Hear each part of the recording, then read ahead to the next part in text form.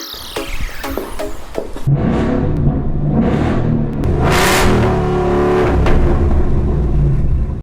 guys, welcome back to Free Car Repair. Today will be super helpful video to any of you having a Ford F-150 generation between year 2009 and year 2014. If you guys need to find the fuse for the Evap Canister vent solenoid, guys, okay, that fuse for the Evap Canister vent solenoid, stay with us, we'll explain where the fuse is located. You may have up to 2 fuses, where to buy cheap fuses from, and why it's always a good idea to test fuses. All that will be covered today.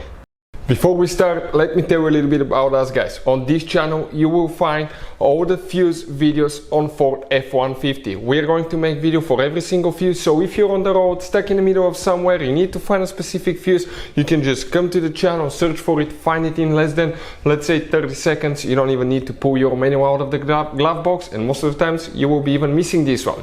Something else, guys, we take cars here at the garage and we take them completely apart. We fix engines, transmissions, bodywork. We show you how to fix pretty much anything. And the mechanical work, guys, okay, electric codes and things like that can be found on our main YouTube channels. Those are our older channels, and this one is our new channel where we're going to share just fuses, so we can make it really convenient for you to find the information that you need. Now, if you need to buy replacement fuses, relays for your Ford F-150, because those can be really expensive at the parts store or the dealership, check out the link in the description of the video below. That's where we get all our tool supplies from, and you can get them at a really good price and quick shipping as well. So let's continue.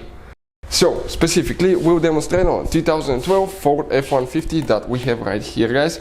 Now if you have different year but that generation, video may be helpful. When you open the hood on your Ford F-150, guys, you're going to notice that once you open the hood, right above the radiator here, you're going to find your fuse box. And when you open your fuse box, you're going to see the fuses in the engine bay just like that. Check it out. Which fuses we need to check now. Before we continue, let me tell you, it's super important to test fuses. Let's explain why, so you don't waste your money and time.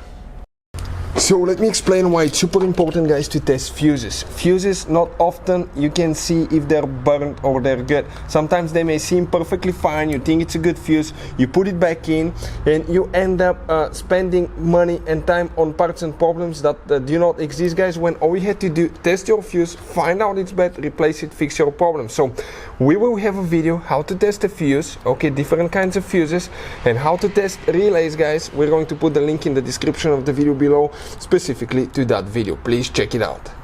Now, these fuses and relays could be really expensive at the parts store because they're sometimes hard to find. So we'll put a link in the description of the video below where you can get them from at a really good price and quick shipping as well.